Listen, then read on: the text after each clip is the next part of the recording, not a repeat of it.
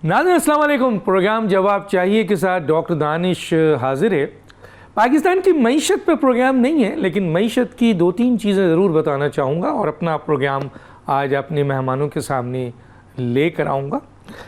वो ये है कि पाकिस्तान की मईशत जो है इस वक्त बड़ी मुश्किल से, कहा यह जा रहा है कि जी बड़ी मुश्किल से उसको ट्रैक पे लाया गया है, लेकिन इसके बावजूद हुकूमती वज़रा और इदारे के जो सरबराह हैं वो ये बता रहे हैं कि अगर टैक्स नहीं दिया गया और अयाशी बंद नहीं की गई, फजूल के खर्च बंद नहीं किए गए, तो पाकिस्तान की मईशत ख़त्म नहीं हो सकती। वज़ीर ख़जाना का स्टेटमेंट है कि टैक्स दिए बग़ैर और अयाशी बंद किए बग़ैर पाकिस्तान की मईशत दुरुस्त नहीं हो सकती। उसी तरफ FBR चेयरमैन कहते हैं कि टैक्स की कलेक्शंस, जो लोग जिन्होंने टैक्स देना है अगर वही टैक्स नहीं दें तो फिर कैसे पाकिस्तान की मईशत बेहतर हो सकती है। ये सिचुएशन है। 88,000 अरब इस वक्त लोन है पाकिस्तान पे और हुकूमत मेहनत कर रही है, फाइट कर रही है, कोशिश कर रही है, काफ़ी तारीफ भी सुनने को मिलती है। दूसरी तरफ पाकिस्तान का रिजर्व जो $11 बिलियन है, जिसमें लोन ही लोन है। अब ऐसी सूरत हाल में वफाकी काबीना में जो तोसी की गई है, 12 नए वज़रा, 9 वज़ीर मुमलिकत, 3 मुशीरान और 4 मुआविनीन को शामिल किया गया है और 1 साल बाद। अब सवाल यह है कि पाकिस्तान जो कि इस वक्त बदतरीन मुआशी बहरान से गुजर रहा है और जो टैक्स पेयर हैं उन्हीं पे मुसलसल बोझ डाला जा रहा है, क्योंकि ना ट्रेडिंग पे टैक्स है, ना एग्रीकल्चर पे टैक्स है, ना सर्विसेज सेक्टर पे टैक्स है, ना आपके रियल सेक्टर पे टैक्स है, यानी अशराफिया पे टैक्स नहीं है। तो अब ये जो 50 रुकनी काबीना बन गई है, इसका जो बोझ है वो कौन उठाएगा? और असल में जो काम कर रही है वो तो स्पेशल इन्वेस्टमेंट फैसिलिटेशन काउंसिल्स है, जो वजारतों का काम कर रही है और मौजूदा जो वज़ीर हैं उनकी कई कारकर्दगी पे सवाल भी है। लेकिन इसके बावजूद इतनी बड़ी तादाद में काबीना में वज़रा की शमूलियत, सिर्फ वज़रा की शमूलियत नहीं है। आइए मैं आपको एक छोटी सी इंफॉर्मेशन और देता हूँ कि इन अफराद की तनख्वाहें मरात, वज़रा, मुशीरान और मुआविन खुसूसी को बाहरी तनख्वाहें दी जाती हैं। मरात दी जाती हैं जिनमें रहाइश, गाड़ियाँ, सफरी अखराजात और दीगर सहूलियात शामिल हैं। सेक्रेटरीट और अमला, हर वज़ीर और मुशीर के साथ एक मुकम्मल स्टाफ होता है, जिसमें सेक्रेटरीज, असिस्टेंट्स, प्रोटोकॉल अफसरान और दीगर अहलकार शामिल होते हैं जो कौमी ख़जाने से तनख्वाहें वसूल करते हैं। और ये कौमी ख़जाने से तनख्वाहें आवाम के टैक्स से आता है। सरकारी वसाइल का इस्तेमाल, सरकारी गाड़ियाँ, पेट्रोल, सिक्योरिटी और दीगर सहूलियात का इस्तेमाल बराह रास्त हुकूमती अखराजात यानी आवाम के टैक्स। दीगर अखराजात में देखिए कि गैर मुल्की दौरे, सरकारी तकरीबात और दीगर सरगर्मियों में खतीर रकम इस्तेमाल होती है। ये ऐसे ही नहीं है कि सिर्फ चंद अफराद या 25 अफराद शामिल हो गए। अगर औसतन हर वज़ीर और मुशीर के अखराजात, तनख्वाह, मरात, अमला, सफरी अखराजात सालाना करोड़ रुपए अगर हैं तो 50 रुकनी काबीना की ख़जाने पे जो बोझ होगा वो अरबों रुपए होगा। इसलिए एक बड़ी काबीना वसाइल के ज़िया का सबब बनती है, ख़ास तौर पर अगर ये कारकर्दगी के बजाय सियासी बुनियादों पर बनाई जाए। अब आते हैं हमारे 2 अहम तरीन मेहमान हैं, कुछ और टॉपिक्स भी है उसको भी हम सामने लाएंगे। डॉक्टर आसिफ किरमानी, सीनियर सियासतदान, साबिक मुआविन खुसूसी वज़ीर आज़म नवाज शरीफ, सेनेटर पलवशा खान साहिबा, रहनुमा Pakistan peoples party, chairperson senate कायमा कमेटी बराए आई एंड टेलीकम्युनिकेशन, आप दोनों का बहुत शुक्रिया। सबसे पहले आ जाता हूं जनाब, मैं डॉक्टर आसिफ किरमानी साहब की तरफ, आपकी राय लेना चाहता हूं इसके ऊपर। आसिफ किरमानी साहब क्या कहते हैं सर? शुक्रिया डॉक्टर साहब। देखिए डॉक्टर साहब, आपने बड़ी तफसील से जो ये एक वारदात डाली जा रही है इस मुल्क के साथ, वो तफसील से बयान की। बल्कि आपने, तो मैं कहूँगा कि एक ये वाइट पेपर जो है, ये इस हुकूमत के खिलाफ आपने अपने इंट्रो में दे दिया है। अब सूरत हाल ये है डॉक्टर साहब कि देखिए, एक तो ये जो आपने भी मईशत की बात की, मुझे ये बताइए बुनियादी सवाल कि कर्जों से, आईएमएफ के की बैसाखियों से मुझे बताइए कि किस मुल्क की आज तक मईशत बेहतर हुई है? मैंने होती नहीं देखी। अच्छा, ये एक जुगाड़ है, एक जुगाड़ लगाया हुआ है इन्होंने। और गजब ये खुदा का कि आप ये देखिए, आपने भी वजीर खजाना की बात की, पिछले हफ्ते ये अखबार में आया है, प्रिंट मीडिया में, वो कहते हैं जी कि 33% टेक्सटाइल इंडस्ट्री पाकिस्तान में बंद हो चुकी है, जिसमें मेजॉरिटी पंजाब में है। Yes sir. ऊपर से देखिए ना, ये जो काबीना का आपने फरमाया है, या तो होता ना कि कोई बहुत इनको बड़ा ये कारकर्दगी दिखा रहे हैं, इन पर काम का इतना बोझ है कि इनको दिन रात होश नहीं है, तो चलो जी इंसान अपनी हेल्प के लिए कोई एक्स्ट्रा हेल्प ले लेता है। ये तो सिंपल, आप उस काबीना में जो लोग आए हैं, अगर आप उनकी सारा खद्दो-खाल देखिए, तो ये सिंपल, मैं इसको कहूंगा कि it's a bribery, it's a political bribe. ये सियासी रिश्वत दी जा रही है अपने इक्तदार का जो सिंहासन है डोलता हुआ, उसको दवाम देने के लिए। ऐसी हरकतें अमूमन हुकूमतें किया करती हैं जब इलेक्शन सर पर आने वाले हों, तो वो फिर लोगों को ज्यादा से ज्यादा ऑब्लाइज करने की कोशिश करती हैं। या तो फिर ये है कि ये हुकूमत के आखिरी दिन है, ये इलेक्शंस को इनको कोई फील हो रहा है, क्योंकि कितनी देर डॉक्टर साहब, कितनी देर आप लोगों की जो एक राय है, लोगों का जो एक मैंडेट है, कितनी देर उससे आंखें चुराई। कभी ना कभी तो आपको, जो इस वक्त मेजॉरिटी ऑफ पॉपुलेशन है, जो मेजॉरिटी ऑफ मैसेज है, वो उनका तो लेना देना कोई नहीं इस हुकूमत के साथ। डॉक्टर आसिफ किरमानी साहब, यहाँ पर एक चीज़ ऐड करना चाहूँगा कि 500-700% अभी वज़रा की, मेंबर ऑफ पार्लियामेंट के, मुशीरान के तनख्वाहों में इजाफा हुआ है सर। ये तो बहुत बड़ी रकम का इजाफा हुआ है। कहाँ से लाएंगे सर ये पैसा? टैक्स देने वाले जो हैं, जो आपके बिहार के चेयरमैन ये कह रहे हैं कि जिन लोगों ने टैक्स देना है वो तो नहीं दे रहे। वजीर खजाना चीख रहे हैं कि बगैर टैक्स के मुल्क नहीं चल सकता। Then he should resign। अगर वजीर खजाना इतना बेबस है कि वो टैक्स नहीं ले सकता अशराफिया से, और जो खुद भी एक अशराफिया से बिलोंग करता है, उसका ताल्लुक भी अशराफिया से, then he should go home। जान छोड़ेंगे। क्या बात कर रहे हैं कि एक, मैं कह रहा हूं कि हुकूमत में रह के कि जी मेरे से तो हो नहीं रहा, निशानदही मैं कर रहा हूं, मैं ये तो बता रहा हूं कि ये डायग्नोसिस है, इलाज उसका किसके पास? मुझे ये बताइए डॉक्टर साहब, तमाशा बनाया हुआ लोगों का यार, इन्होंने झूठ बोलते हैं। आप मुझे बताइए डॉक्टर साहब के किसी एक, मुझे बताइए कि अवाम को क्या डिलीवर हुआ है, जो मैं गरीब पुअर मैसेज की बात कर रहा हूं, मुझे बताइए उनकी जिंदगी में क्या एक साल में बेहतरी है? एक प्रोपेगेंडा है। और अगर ये समझते हैं कि ये टैक्स कलेक्ट नहीं कर पा रहे, तो ये पतंग उड़ाने आए हैं या काइट फ्लाइंग कर रहे हैं? They should go home, pack up. तमाशा बनाया हुआ इस मुल्क का यार उस पर। यानी 2% अशराफिया डॉक्टर साहब, 2% एलीट, उसके लिए ये मुल्क बना था। और फिर मैं सलाम करता हूं अपनी कौम को भी यार, कि फिर जाके उसी अशराफिया के तुम जाके खड़े हो जाते हो वोट डालने में। यहां हल डॉक्टर साहब सिर्फ अब ये है कि यहां एजुकेटेड, कॉम्पिटेंट, जो जदीद अलूम पर दस्तरस रखने वाली मिडिल क्लास के नौजवान मर्दो हजरात, वो जब तक उनको आप आगे नहीं लाएंगे, ये चले हुए कारतूस है। दे आर, आपको पाकिस्तान की मईशत बेहतर बनाने के लिए पाकिस्तान के एजेंट्स को आगे लाना होगा। ये गैर मुल्की एजेंटों से पाकिस्तान की मईशत नहीं संभलेगी डॉक्टर साहब, हद हो गई है, इनफ इज इनफ। मुझे बताइए आप, लॉ एंड ऑर्डर की सिचुएशन आप देखिए, अभी ये कराची में क्या वाकया हुआ है नौजवान का, उसके बाद आज देख लीजिए वो मौलाना हामिदुल हक साहब की जो वो हुए हैं, उनका जो धमाके में जहां शहीद हुए, वो किस तरफ जा रहे हैं यार?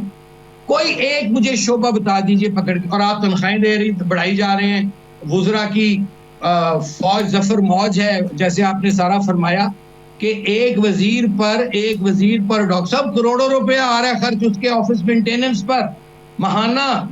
ये तो अरबों में बात चली जाती है।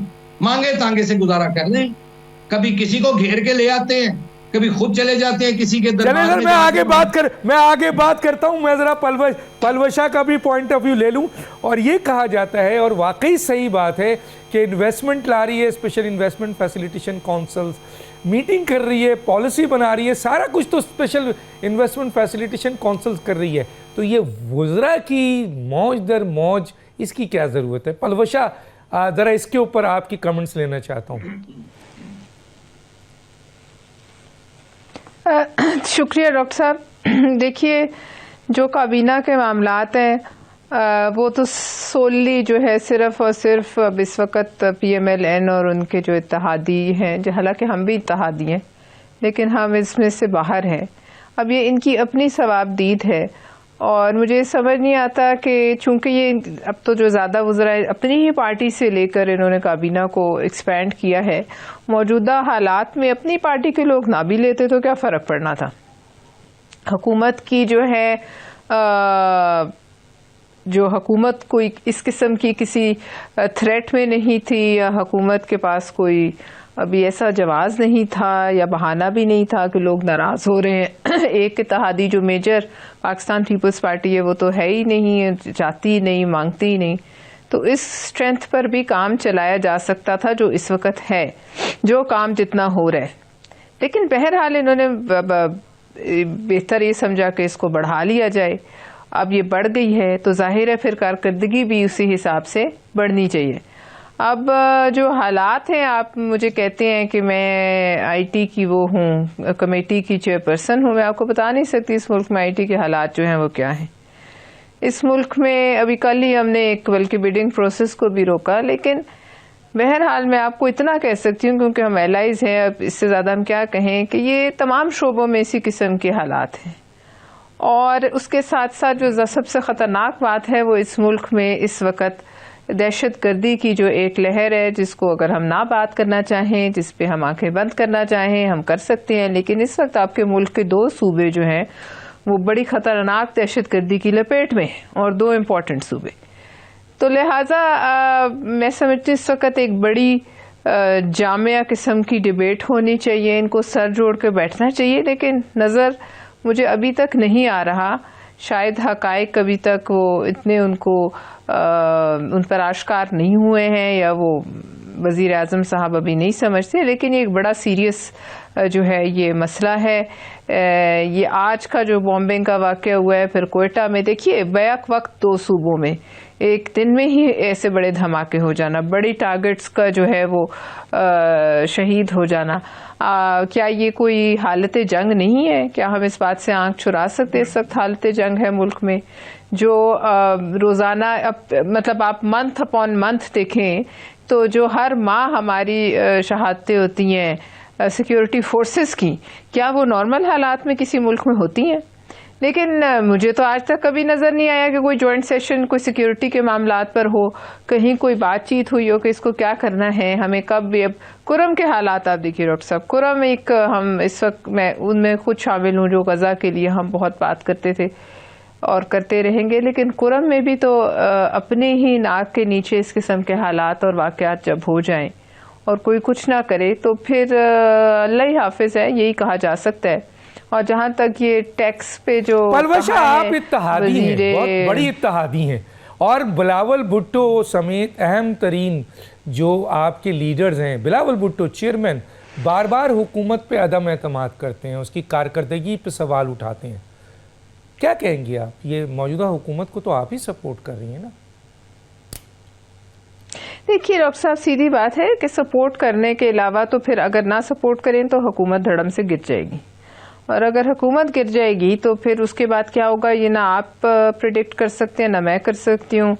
डॉक्टर साहब शायद कर सकें, लेकिन फिर कुछ भी हालात किसी तरफ भी जा सकते हैं। लिहाजा एक स्टेबिलिटी जो दुनिया भी मांगती है कि आपके मुल्क में किसी किस्म की पॉलिटिकल स्टेबिलिटी नहीं, वो हम उसको एक जैसे कहा जाए अपनी दाढ़ी जो है दूसरों के हाथों में क्यों दे।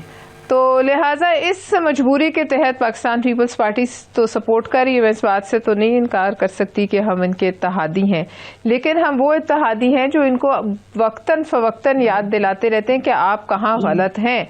और इसीलिए आपने कहा बिलावल साहब जो हैं वो हमारे चेयरमैन जो हैं वो इनको अक्सर जो है वो याद दिलाते हैं कि वो किन का, और जैसे कि उन्होंने खुद कहा मसलन पीका एक्ट में बिलावल साहब के बकौल 30 साल जो है वो सज़ा प्रपोज की गई थी, जिसको उन्होंने कम करवा कर 3 पर ले आए।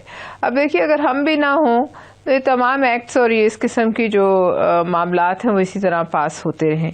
फिर अब मुझे ये समझ नहीं आता कि ये जो ऑस्टेरिटी ड्राइव है इसका अब इन हालात में मेरे ख्याल में पोजीशंस है। चेयरमैन सेनेट आपके पास है, प्रेसिडेंट ऑफ पाकिस्तान आपके पास है, 2 सूबे का गवर्नर आपके पास है, 2 सूबा आपके पास है। तो मसलन इस मौजूदा हुकूमत में जो कुछ भी हो रहा है उससे आप अपने आप को कैसे निकाल सकेंगी? डॉक्टर साहब आईनी ओहदे हमारे पास हैं, 2 गवर्नर्स, 1 सदर और 1 चेयरमैन सेनेट। इन चारों आईनी जो हैं पोजीशंस, इनकी आप इख्तियारात का ज़रा आप मुझे अहाता कर दीजिए, इनके इख्तियार में क्या है। और जो 2 सूबे आप कह रहे हैं कि हमारे पास हैं, वो 2 सूबे तो हम हुकूमत की मरहून मिन्नत तो नहीं हमारे पास आए, वो तो एक इलेक्टोरल प्रोसेस के ज़रिए आए हैं, लेकिन वहाँ तो ज़ाहिर है पाकिस्तान पीपल्स पार्टी की हुकूमत है, तो लिहाजा वहाँ स्याह हो या सफ़ेद हो उसका खमियाजा तो हमें भुगतना पड़ेगा, उसमें तो हुकूमत का कुछ लेना देना नहीं। लेकिन यहाँ जो है हम इसलिए अपने आप को एक हद तक अलग में, मैंने आपको कहा कि मैं ये नहीं कह सकती कि हम इनको सपोर्ट नहीं कर रहे, हम इनके साथ हैं, हमारी वजह से ये आज हुकूमत में है, हमारी वजह से आज काबीना जो है ये बड़ी है। अगर हम साथ ना हो तो ना ये काबीना हो, ना ये हुकूमत हो, ना वजीर आजम हो। लेकिन बात यह है कि अगर ये ना हो और पाकिस्तान पीपल्स पार्टी चंद लम्हों के लिए आप सोचें कि पीछे हट जाए, तो फिर अगला सिनेरियो क्या बनता है, आप इस पर आप बहस कीजिए। अगर पाकिस्तान पीपल्स पार्टी किसी दिन ये समझती है कि हम मज़ीद इनके साथ नहीं चल सकते, लेकिन सवाल ये पैदा होता है कि फिर वो जिम्मेदारी ले, अगर उनकी कारकर्दगी दुरुस्त नहीं होती है और इसका बोझ अवाम नहीं, कारकर्दगी की जिम्मेदारी डॉक्टर साहब काबीना ले। आप लाइन ऑफ सिचुएशन को भी कह रही हैं, आप मईशत पे भी बात कर रही हैं, आप सारी चीजों में बात कर रही हैं। मैं आगे चल के बात करूं, मैं तो कर रही हूं इसलिए कि हम काबीना।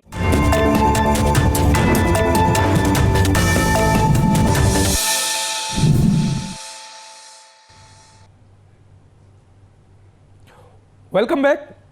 डॉक्टर आसिफ किरमानी साहब की तरफ आने से पहले 2-4 लफ्ज़ ज़रूर बोलना चाहूँगा कि पाकिस्तान में जमहूरियत है। हम जमहूरियत किसको समझते हैं? हम समझते हैं जो सियासी जमातें जिनके अंदर अपनी जमहूरियत नहीं होती। मसलन बहुत चंद सियासी जमातें हैं जिनमें जमहूरियत है। तो ये जो सियासी जमातें हैं ये इलेक्शन लड़ती हैं, और इलेक्शन पाकिस्तान में कैसा होता है, कहा जाता है एक इलेक्शन 70 का जो है वो सही हुआ, बाकी सब धांधली शुदा इलेक्शन है, इंक्लूडिंग 18 भी और 24 भी। उसके बाद ये हुकूमत बनती है और हम इसको जमहूरी निज़ाम और जमहूरी हुकूमत कहते हैं। चलें जी, सो कॉल्ड जो भी हुकूमत है ये मौजूद है, लेकिन इसके ऊपर बड़ी बात आई कि इस वक्त एक अहम इदारा जिसका नाम है इकनॉमिक इंटेलिजेंस यूनिट, वो अक्सर पाकिस्तान के बारे में रिसर्च करके रेटिंग भेजता रहता है। अभी जो रिसर्च हुआ है, अभी जो रेटिंग दी है, उसने जो दर्जा बंदी की है पाकिस्तान में जमहूरियत के हवाले से, पाकिस्तान में 2023 में वो कहते हैं 3.25 जमहूरियत की दर्जा बंदी थी। कितनी? 3.25। और कहते हैं 2024 में गिर गई, और गिर के हो गई है 2.84। और ख़राबी की वजह ये बताई गई है, हालांकि फॉफिन, फिलडेट, पाकिस्तान के ये इदारे बताते ही रहते हैं कि धांधली, और उसकी वजह बताई है कि पाकिस्तान में 2024 का इलेक्शन काफ़ी उसमें धांधली हुई, जिसकी बुनियाद पर सियासी अदम इस्तेहकाम आया, और पाकिस्तान में जमहूरियत 3.25 से 2.84 दर्जाबंदी गिर गई है। अब मैं डॉक्टर आसिफ किरमानी साहब की तरफ चलता हूं कि सर पाकिस्तान में जमहूरियत है जिसकी दर्जाबंदी गिरी है? हाँ डॉक्टर साहब, ये बस आधा तीतर आधा बटेर तो है ना, जिसको हम जमहूरियत का नाम दे देते हैं। वरना जो लोग आज इक्तदार में जिनको लाया गया है या जो मुसल्लत किए गए हैं, उनको भी मालूम है कि वो कौन सी जमहूरियत किस वोट की बुनियाद पर आए हैं। अनफॉर्चुनेटली डॉक्टर साहब, इस मुल्क में आप देखिए, जैसे आपने 1970 के इलेक्शन की बात की, लेकिन 1970 का इलेक्शन बाय एंड लार्ज एक ट्रांसपेरेंट इलेक्शन था, लेकिन उसके भी रिजल्ट तो नहीं माने गए थे। आप 1958 ऑनवर्ड्स देख लीजिए, मुझे बताइए कौन ऐसा कौमी लीडर है तो जहां ये पहले इसको कंट्रोल डेमोक्रेसी कहा जाता था फील्ड मार्शल अयूब खान के दौर में, उसके बाद इसको फिर वो हाइब्रिड निज़ाम अब कहा जाता है। लेकिन देखिए जमहूरियत कितनी ज़रूर है कि अवाम जो हैं वो वोट डालने जाते हैं, आगे उस वोट का क्या हशर होता है, वोट किसको पड़ता है, इक्तदार का हुमा जौन सा है उसको पकड़ कर शिकार कर कर उसके पर बांध कर किसके सर पर बिठा दिया जाता है, वो एक अलग चैप्टर। तो ये अब मैं वही कहा ना, आधा तीतर आधा बटेर है ये जमहूरियत। अगर आप इसको जमहूरियत कहते हैं तो कह लीजिए। जहां तक आपने दर्जाबंदी की बात की, मैं फिर यहाँ मैशत की बात कर देता हूँ कि आप देखिए कि कई जो बैनुल अक़वामी इदारे हैं वो ये कह रहे हैं कि पाकिस्तान की जो GDP है वो 3 पॉइंट समथिंग रहेगी। आप मुझे ये बताइए कि इंडिया की 6 पॉइंट समथिंग में है। आप मुझे ये बताइए कि 3 पर या 3.5 3.7, मुझे बताइए कि कौन सी मुआशी तरक्की आप 6.7 इंडिया की है और 2.5 पाकिस्तान की है सर। लेकिन वो प्रोजेक्शन ये कर रहे हैं कि 3 पॉइंट समथिंग हो जाएगी, अल्लाह करे चलो।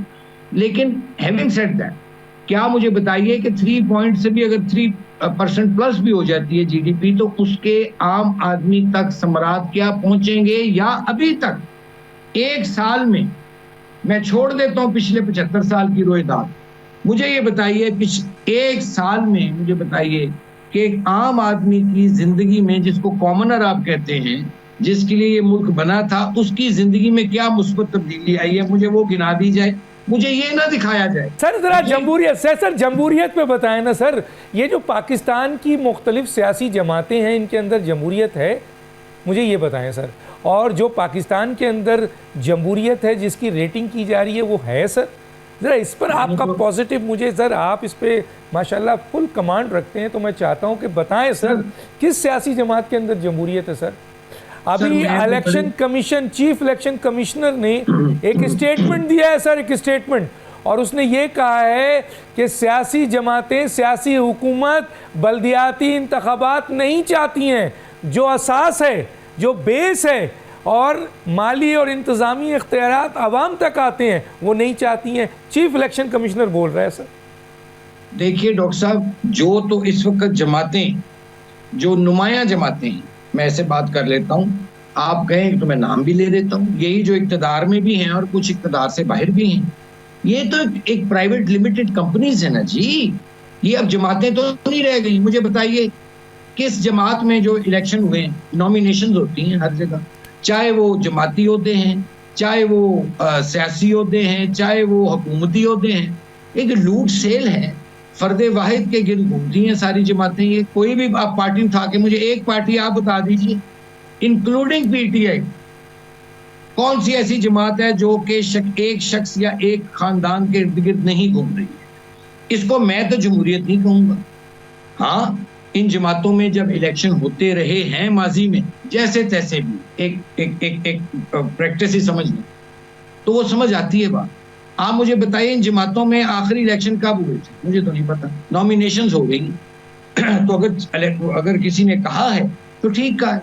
ना यहाँ जेन्युइन डेमोक्रेसी है, ना यहाँ जेन्युइन सियासी जमातें हैं, ना ही यहाँ जेन्युइन लीडरशिप है। देखिए मुझे ये बताइए, ये जो जमातें हैं, इनके पास जो इक़्तिदार में भी हैं, जो इक़्तिदार से बाहर भी हैं, इनके पास माशी रोड मैप क्या है IMF के अलावा?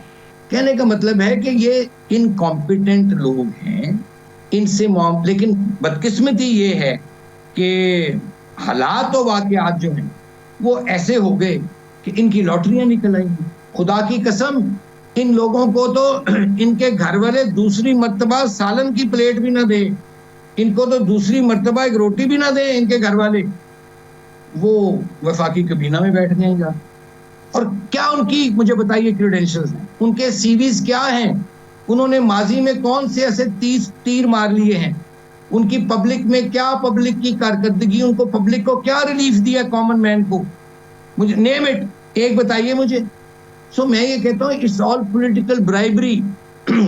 तो ये जमहूरियत तो मैं तो नहीं सिखाऊंगा, ये जमहूरियत जैसी है, हाँ चले ठीक है, कहने को हम कह सकते हैं, इलेक्शन हो गए, जैसे तैसे भी हुकूमत बनवा दी गई। अब क्वेश्चन ये है कि आप लोगों को डिलीवर करें, आपको करना होगा। अगर आप डिलीवर नहीं करेंगे, डॉक्टर साहब मेरी आखिरी ये बात लिख लीजिए, ये आखिरी चांस है इनके पास। इसके बाद फिर चिरागों में रोशनी नहीं रहेगी। 60% यूथ आपका पढ़ा लिखा, सिविलाइज्ड, एजुकेटेड, जो जदीद अलूम पर दस्तरस रखता है, वो इनको मानने को हुकूमत को तैयार नहीं है। वो इनकी शोबदाबाजियों में, इनके इश्तिहारात में, इनके ट्वीट्स में अरबों खरबों रुपए का, भाई ये जो काम होता है ना डॉक्टर साहब, काम खुद बोलते हैं। जहां आप इश्तिहारात को खबर का रंग दे दें, आप मुझे बताइए वहां जमहूरियत भी, कौन सी जमहूरियत और कौन सी सहाफत? डॉक्टर साहब मैं बड़ा माफी चाहता। सर ये बल्दियाती निज़ाम, बल्दियाती इंतखाबात क्यों नहीं कराते हैं सर? ये बल्दियाती चीफ इलेक्शन कमिश्नर कह रहे हैं वो इसलिए नहीं कराते, वो इसलिए नहीं डॉक्टर साहब मोहतरम कराते कि उनको मालूम है कि कोई पढ़ा लिखी क़यादत, कोई मिडिल क्लास की क़यादत अगर उभर कर सामने आ गई तो फिर इनका तो बस्ता भी बिस्तर बोरिया गोल हो जाएगा। ये अंदर का खौफ है, क्योंकि देखे ना इन्होंने हाईजैक किया हुआ है सिस्टम को। They are part of this 2% elite, जो मैं कहता हूँ अशराफिया जो है, वो ये इनका ये क्लब है। पाकिस्तान को इन्होंने अशराफिया का एक क्लब बना दिया है और 2% वो रूल कर रहे हैं। मैं तो गरीब आदमी हूँ, middle class, upper middle class का आदमी हूँ, मेरे लिए खतरात भी हो सकते हैं, लेकिन अल्लाह मालिक है। इनसे जान छुड़ाएंगे, जो साया ये पाकिस्तान पर इनका एक आसेब है छाया हुआ, इससे जान छुड़वा दें, या इस मुल्क में एक फेयर इलेक्शन करवा दें, लोग जिसको वोट डालें उसको इक़्तिदार दे दें। आप यकीन मानिए कि लाहौर की इसी हॉल रोड पर, इसी राजा बाजार पर, इसी कराची के अपना तारिक रोड पर लोग बाबा जिंदाबाद के नारे लगाएंगे। कुछ ये कार्ड संभाल के रखते हैं आने वाले वक्तों के लिए, मजलूमियत का कार्ड। हमने तो ये कहा था, हमारी मानी नहीं गई, हमारी सुनी नहीं गई, हम तो नो सर। पाकिस्तान को इस क्राइसिस से निकालने के लिए आपको अगर जमहूरियत की बात जिसकी आप कर रहे हैं, फिर वो जमहूरियत लाइए जो जेन्युइन डेमोक्रेसी है। जेन्युइन डेमोक्रेसी आएगी, पॉलिटिकल लीडरशिप नीचे से आएगी, तो फिर मसला हल होगा, मेरिट पे सारा चीज होगा, इंसाफ, कानून और सारे इदारे। मैं आपसे आगे बात करूंगा। पलवशा, ये जो एक जमहूरियत है, सियासी जमातों में जमहूरियत नहीं कही जाती है। दूसरा ये है कि जमहूरियत की मेन असास जो है वो बल्दियाती निज़ाम है, जिसमें माली और इंतज़ामी अख्तियारात निचले दर्जे अवाम तक आता है। चीफ इलेक्शन कमिश्नर ये कह रहा है कि ये सियासी हुकूमतें और सियासी जमातें बल्दियाती निज़ाम ही नहीं कराना चाहती, और दूसरी तरफ इंटरनेशनल इदारे पाकिस्तान में जमहूरियत की रेटिंग में 2023 से गिर के 2024 में मज़ीद गिर गई है। क्या कहेंगी आप? देखिए डॉक्टर साहब, बात यह है कि कोई आइडियल जमहूरियत तो हमारी है नहीं, ना कभी रही है, और ये हमारी एक अपनी इंडिजिनस सी जमहूरियत है, और ये इस शक्ल में भी रहे जिस शक्ल में ये है, इस शक्ल में भी सलामत रहे, तो ये बड़ी बात है। लेकिन अब इसको आप कोई इसका कंपैरिजन वेस्टमिनिस्टर डेमोक्रेसी मॉडल या कोई और किसी मुल्क बड़ी जो है फर्स्ट वर्ल्ड के किसी मुल्क से तो नहीं कर सकते। अब हमारे अपने मामलात ऐसे हैं कि हम उन मामलात से बाहर भी नहीं आ सकते। रातों रात हमारी मुल्क के जो अब जमहूरियत जिसे कहते हैं उससे रिलेटेड मामलात बदल भी नहीं सकते। तो लिहाजा जो हालात और वाक़यात, जो दस्तयाब हालात और वाक़यात हैं, उसमें ज़ाहिर है बेहतरी की तो बहुत गुंजाइश है, लेकिन इसको इस सूरत में भी रखना मैं समझती हूँ बड़ा चैलेंज है। और ये फिर अब जो इस वक्त हुकूमत वक्त है उस पे बड़ा उनके कंधों पे बोझ है कि जितनी स्पेस उनके पास है उस स्पेस को वो प्रिजर्व सिर्फ उस वक्त कर सकते हैं, और उसमें अगर वो चाहें कि उनकी स्पेस बढ़े, ये सिर्फ उस वक्त हो सकता है कि अगर वो कारकर्दगी दिखाएं। अब कारकर्दगी का जो थोड़ा आलम जो आपके सामने है, आपने खुद ही अहाता कर दिया। मैं ज़ाती तौर पे समझती हूँ, शायद मेरी जमात से एग्री ना करे, लेकिन मैं ज़ाती तौर पे समझती हूँ कि जो PDM में हुकूमतें जो हमारी गुजरी हैं, और ये हुकूमत भी, जो दिफा का मामला होता है ना, दिफा करना हुकूमत का, इदारों का, वो ये नहीं कर सकती। उसका जो है नतीजा आपने देखा, पिछली दफ़ा भी जो इंफॉर्मेशन की मिनिस्ट्री होती है वो इदारों का दिफा नहीं कर सकी। लिहाजा सारी जो बोझ है और मलबा है वो जाके हमारे इदारों के ऊपर, उनके कंधों पे गिर जाता है, और आपने देखा उनको अपने दिफा के लिए खुद आना पड़ता है। इस दफ़ा भी मुझे नज़र नहीं आता कि किसी भी मामले का दिफा जो है वो हुकूमत सही तरीके से कर सके। अब ये इनके ऊपर है, और वो उनके ऊपर है जिनका दिफा ये नहीं कर पाते कि वो इसका क्या हल निकालते हैं। लेकिन जो बयानिए की जंग है, वो बयानिए की जंग जो है ये हुकूमत जो है वो मैं समझती हूँ नहीं जीत रही, और ना हम पहले जीते जब हम साथ भी थे PDM में, ना अब इस दफ़ा जो है मुझे नज़र आता है कि बड़ी इफ़ेक्टिवली लड़ी जा रही है। और इस वक्त जंग ही सारी बयानिए की है। हक़ाइक़ क्या हैं तो फिर बात की बात है, या असल ऑन ग्राउंड हक़ाइक़ क्या, ये भी अलग बात है। असल जंग तो वो है जो इस वक्त बयानिया जो बना ले वो जीत जाता है। छोटा सा ब्रेक पे वापस आते हैं।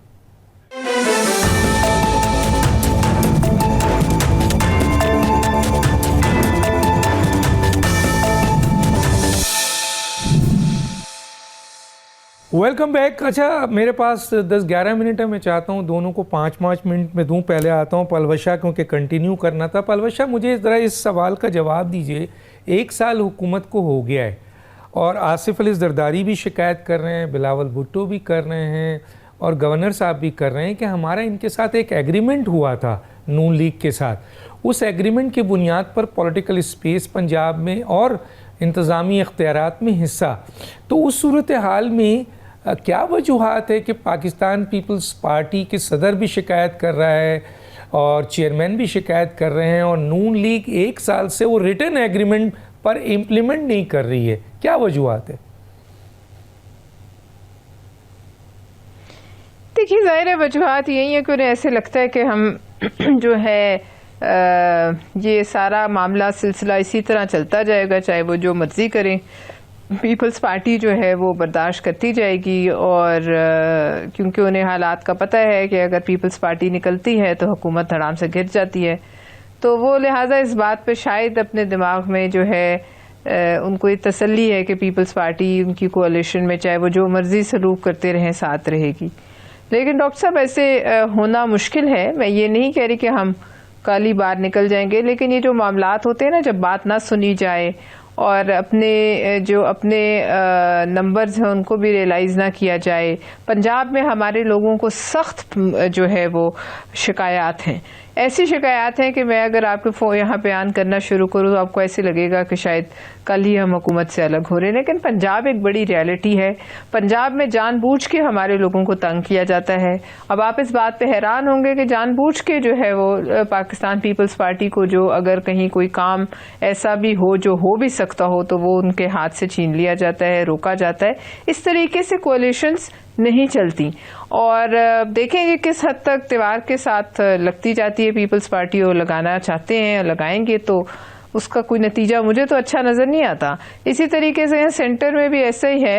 एक क्लब है जो वज़रा का क्लब है, वो अपनी जगह है, बाकी सब अपनी जगह हैं। जैसे मैं आपको अपनी मिसाल दे सकती हूँ, 1.5 साल होने को है मैंने वज़ीर आज़म से वक्त मांगा था, कोई पता नहीं, जितनी दफ़ा मर्जी कह लो उनके स्टाफ को, अब हम उनके कोलिशन पार्टनर्स हैं, कोई जायज़ और हमारा जो प्राइम मिनिस्टर था यूसुफ रजा गिलानी, उनके पास पीछे लाइन ही नून लीग की लगी होती थी और हमें उनसे शिकायत ये रहती थी कि हमसे ज़्यादा नून लीग वाले फाइलें लेके खड़े होते थे। उन्होंने तो कभी ऐसा नहीं किया, उन्होंने तो कभी अपने दरवाजे बंद नहीं किए। एक दिन जो है वो उन्होंने अपना जो है ऑफिस ना जो पार्लियामेंट वाला और ना वजीर आजम हाउस का बंद किया, सबके लिए दरवाजे खुले थे।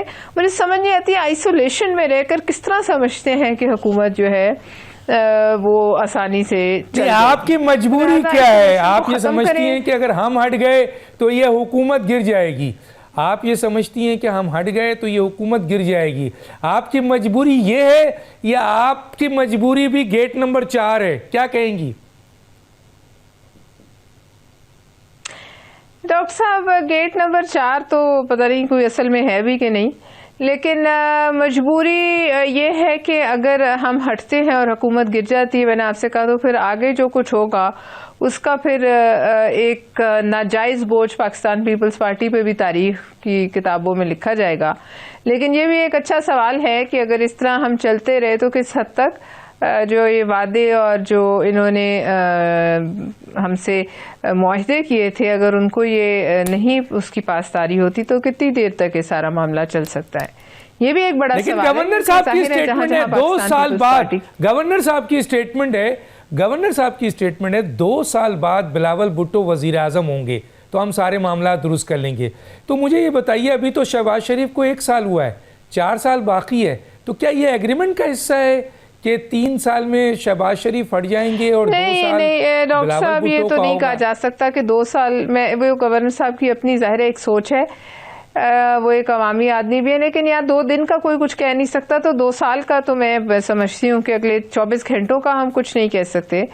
तो 2 साल तो बड़े सियासत में बहुत वक्त होता है। बहरहाल तो ऐसा कोई एग्रीमेंट तो नहीं है ना पलवशा? ऐसा कोई एग्रीमेंट तो नहीं है? ऐसा कोई एग्रीमेंट नहीं, ऐसा कोई, देखिए एग्रीमेंट्स ये नहीं होते कि हमने लिख के साइन करने हैं। एग्रीमेंट्स जब जब मामलात बन रहे होते हैं, हुकूमत बन रही होती है, तो अपना ब्रॉडर एक एग्रीमेंट, जबान से बड़ा कोई एग्रीमेंट होता है? जरूरी तो नहीं है कि हम हर चीज पर इनकी तरह साइन करके जो है वो उसी को एग्रीमेंट माना जाए। तो लिहाजा एक ब्रॉडर अंडरस्टैंडिंग थी और उस पे मबनी वादे थे, चल रहे हैं। नहीं, मुझे तो ये पता चल रहा है कि ये पंजाब के हवाले से PMLN भी मांगती है कि रिटर्न एग्रीमेंट है, लेकिन हमें पता नहीं चलता है कि एग्जैक्ट एग्रीमेंट क्या है। डॉक्टर आसिफ किरमानी साहब, सुनने में आया मियां नवाज शरीफ साहब ईद के बाद एक्टिव हो रहे हैं। अब मेरा एक सवाल है सर, और लोगों से मुलाकात कर रहे हैं, सियासी वर्करों से जा रहे हैं, मिलने जा रहे हैं, मुझे सर ये बताइए, आप उनके सेक्रेटरी भी रहे हैं, अब उनके पास कौन सा बयानिया है सर? क्योंकि हुकूमत में वो मौजूद हैं, उनके भाई वजीर आज़म हैं, उनकी बेटी वजीर आला हैं, वो कौन सा बयानिया लेके अवाम में जाएंगे सर?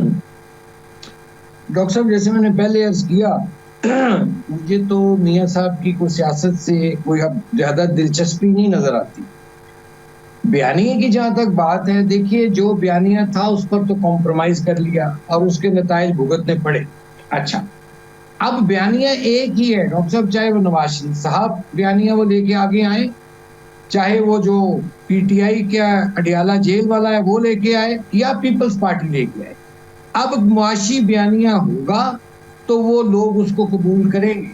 लोग अब चकनी चुपड़ी बातों में नहीं आने वाले, इसलिए इसको जरूरत है इस वक्त, चाहे वो कोई भी पार्टी का लीडर हो, कि वो एक इकोनॉमिक नैरेटिव दे, एक माशी बयानिया दे, और वो प्रैक्टिकल भी हो। ये नहीं कि जी IMF से ले लेंगे, दोस्त ममालिक से ले लेंगे, वो नहीं। पाकिस्तान एक कुदरती वसाइल से माला माल मुल्क है, यहाँ अशराफिया को कुर्बानी देना होगी, और जो आपकी लीडरशिप है वो तमाम जमातों की, वो अशराफिया से उनका ताल्लुक है। क्या अशराफिया कुर्बानी देने को तैयार है? क्या वो पाकिस्तान के खजाने को भरने के लिए उनके पास कोई अवाम की जेबें भरने के लिए, अपनी जाती जेबें नहीं, अवाम की जेबें भरने के लिए, अवाम की माशी सूरत हाल बेहतर बनाने के लिए अगर तो जो प्रोग्राम लेके आएगा, डॉक्टर साहब मेरी आज बात लिख लीजिए, लोग उसके पीछे खड़े हो जाएंगे अगर काबिल अमल होगा तो, प्रैक्टिकल हो। लेकिन ये सिर्फ अब नारेबाजी से या आवे ही आवे, जावे ही जावे, वो वक्त, वो दौर अदवार गुजर गए। अब आपको कारकर्दगी करके दिखानी होगी या बताना होगा कि आपके पल्ले कुछ है भी या नहीं है। तो मैं नहीं समझता कि अब वो जो पॉलिटिकल गिमिक्स हैं वो काम नहीं आएंगे आपको। अब लोग समझदार हैं जी। आपने खुद कहा 62% ऑफ योर पॉपुलेशन जो है वो यूथ है, एजुकेटेड है। तो वो तो भाई उड़ती चिड़िया के पर गिन रहा है। वो अब इन झूठी बातों में नहीं आने वाला। आप उसको कोई प्रोग्राम दें कि हाँ तुम्हारी ये डिग्री, जो तुम्हारे माँ बाप बूढ़े हो गए, जिनकी कमरें झुक गई, जिनकी आंखों की बिनाई चली गई, ये हमारे पास प्रोग्राम है तुम्हारे लिए। ये प्राइवेट सेक्टर में जॉब है, ये गवर्नमेंट सेक्टर में जॉब है। ये नहीं कि पाकिस्तान के जो वसाइल हैं उसका मुंह जौन सा है, रुख जौन सा है, वो शराफिया की तरफ ही मुड़ा रहेगा। तो फिर ये पॉलिटिकल पोलराइजेशन भी बढ़ेगी, ना सियासी इस्तेहकाम आएगा, ना माशी इस्तेहकाम आएगा। बहुत शुक्रिया डॉक्टर अरमानी साहब, सेनेटर पलवशा खान साहबा, आप दोनों का बहुत शुक्रिया। वक्त ख़त्म हो जाता है नाज़रीन, डॉक्टर दानिश को याद दीजिए। अल्लाह हाफिज़।